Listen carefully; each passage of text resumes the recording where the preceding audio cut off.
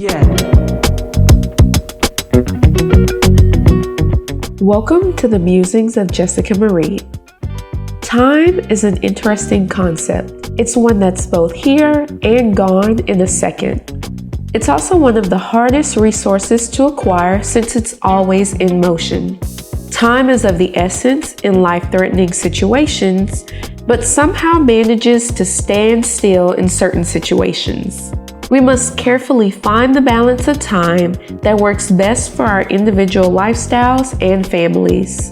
If you're anything like the vast majority of us, you've had the thought, time is really flying, or I'm so busy, I just don't have enough time in a day to get everything done. You've probably felt rushed by time at least once already today, whether that was rushing to drop the kids off at school on time, rushing to prepare dinner, or even rushing to the store to pick up a few items on your list. I look at the calendar and wonder how we're already in August. I vividly remember the beginning of this year, and I'm amazed at how close we are to 2024. Time is truly racing at the speed of light now that I'm getting older, and there's no way to slow it down. For example, when I was younger, summers felt like they lasted 4 full months, but somewhere along the way, that time has gotten condensed into barely 2 months. Back then, years felt like eternities compared to how quickly they pass now. The question always comes back to, how do I get more time? The generic answer is to have excellent time management and plan ahead as much as possible to anticipate situations that might throw off your day. There's a big market for cute aesthetic planners to help organize daily activities. There's also different timing systems to allow you to either block a chunk of time to focus on certain tasks, schedule your day down to the very minute, or even see the bigger picture of your week or month. Figuring out your relationship with time is the first step to learning how to make the most of it. Are you a procrastinator and need the pressure of a deadline to get you into action? Do you despise being rushed and prefer working on a task a little bit each day?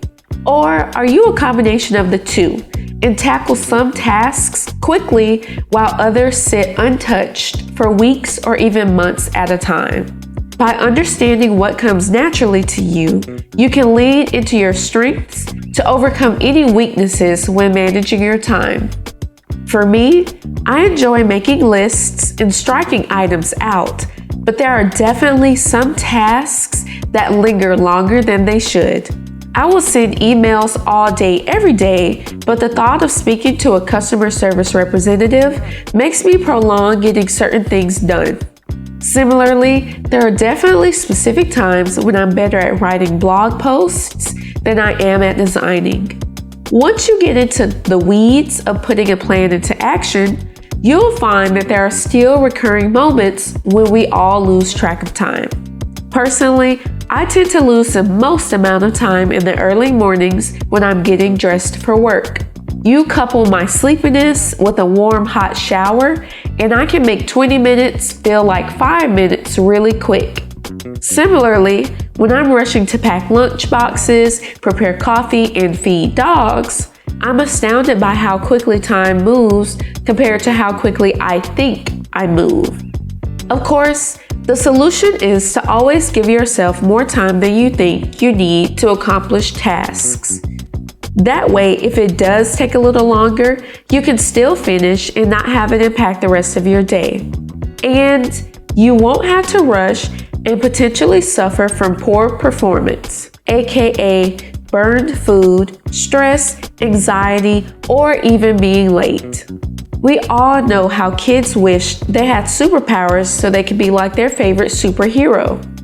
Some want the ability to fly or become invisible, while others would prefer to have superhuman strength or the ability to teleport. If given the choice, I would have the ability to control time. I wouldn't go back to relive certain moments, nor would I fast forward to see what the future has in store for me. I would use it just to pause time so I could get a little more rest after my alarm goes off.